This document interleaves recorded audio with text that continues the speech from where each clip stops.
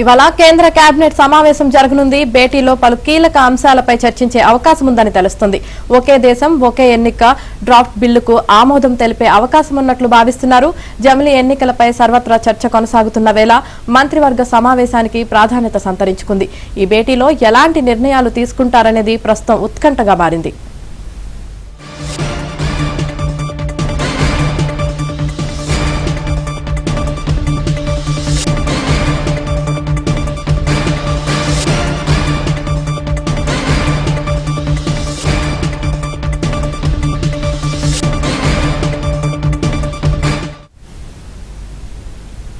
ఇక జమిలీ దిశగా కేంద్రం వడివడిగా అడుగులు వేస్తుంది. One nation one election bill కేంద్ర కేబినెట్ క్లియర్ చేయనుంది.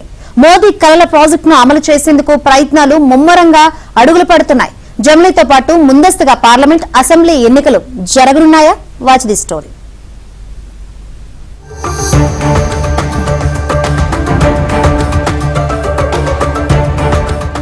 దేశంలో 5 ఏళ్లకు ఒక్కసారి ఎన్నికలు జరగాలి.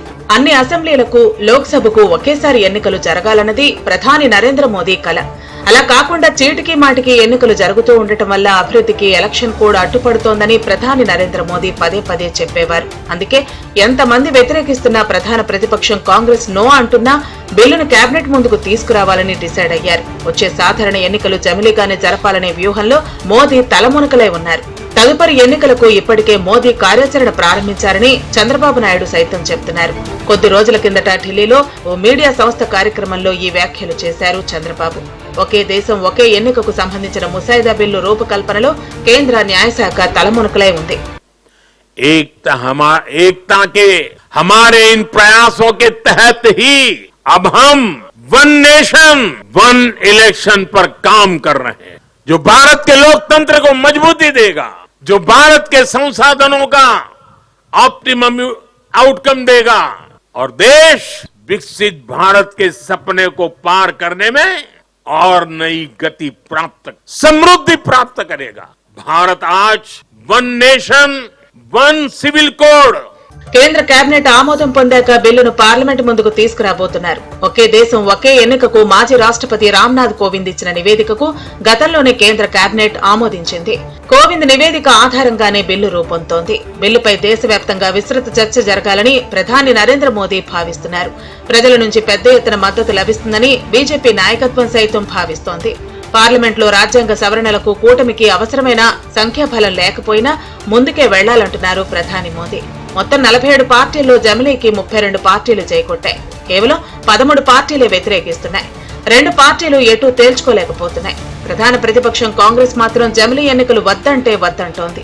ప్రజాస్వామ్యం, రాజ్యాంగ మనుగడ ముఖ్యమని ఇప్పుడున్న పద్ధతుల్లోనే ఎన్నికలు నిర్వహించాలంటోంది Congress.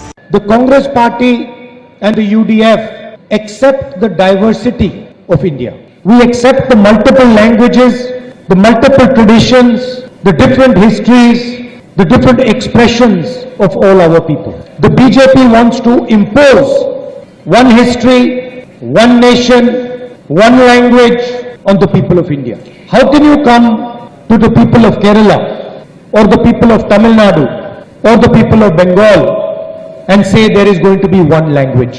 You're insulting every single citizen. బిల్లుకు కేంద్ర కేబినెట్ ఓకే చేసినా పార్లమెంట్ లో వ్యతిరేకత వస్తోంది కాబట్టి ఖచ్చితంగా దీనిపై జేపీసీ వేస్తుంది కేంద్రం. జేపీసీ ఏర్పాటు ద్వారా అన్ని రాజకీయ పార్టీల ప్రతినిధులతో సంప్రదింపులు జరపటం, సంబంధిత భాగస్వామ్య పక్షాలకు అవకాశం కల్పించాలనేదే ప్రభుత్వ ఆలోచన. ఏకాభిప్రాయం లేకుండా ప్రస్తుతం ఉన్న ఎన్నికల వ్యవస్థలో మార్పులు చేయటం పెను సవాలే అవుతుంది. One nation one election plan అమలు చేయాలి అంటే పలు రాజ్యాంగ సవరణలు చేయాల్సి ఉంటుందని రామ్నాథ్ కోవింద్ కమిటీ సైతం సిఫారసు చేసింది. ఇందుకు ప్రభుత్వానికి పార్లమెంటు ఉభయ సభల్లో 3/2 మెజార్టీ అవసరమవుతుంది. ఉభయ సభల్లో ఎన్డీఏకు సాధారణ మెజార్టీ మాత్రమే ఉన్నందున 3/2 మెజార్టీ సాధించడం అనేది కష్టమైన పని. రాజ్యసభలోని 245 స్థానాలకు ఎన్డీఏకు 112 మంది సభ్యుల బలం ఉండగా విపక్ష పార్టీలకు 85 మంది సభ్యుల బలం ఉంది. 3/2 మెజార్టీ అంటే కనీసం 164 ఓట్లు కావాలి.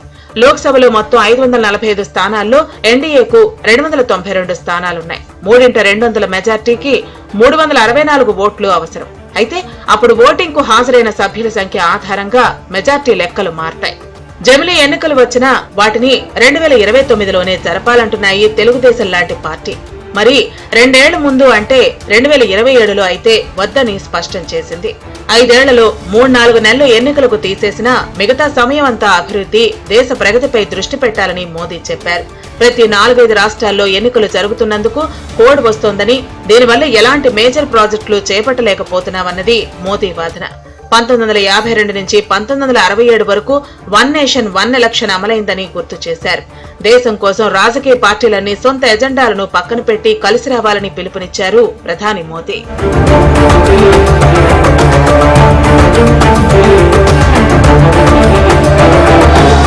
జమిలీ వల్ల ఎన్ని లాభాలున్నాయో అంతకన్నా ఎక్కువ నష్టాలున్నాయి. జమిలీ వస్తే ఎన్నికల కోడ్ వంటి అడ్డంకులు తప్పటం వల్ల అభివృద్ధి కార్యక్రమాలపై ప్రభుత్వాలు దృష్టి సారించవచ్చు.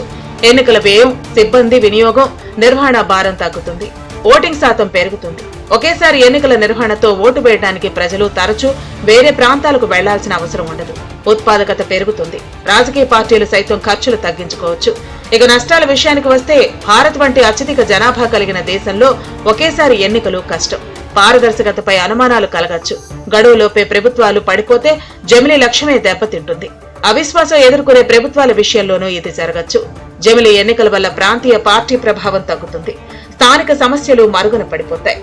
1 నేషన్ 1 ఎలక్షన్ వస్తే ఎన్నికల ఖర్చుల్లోనూ జాతీయ పార్టీలతో ప్రాంతీయ పార్టీలు పోటీ పడాల్సి వస్తుంది. జమిలీ వల్ల సమైక్య స్ఫూర్తి దెబ్బతినే ప్రమాదం ఉంది.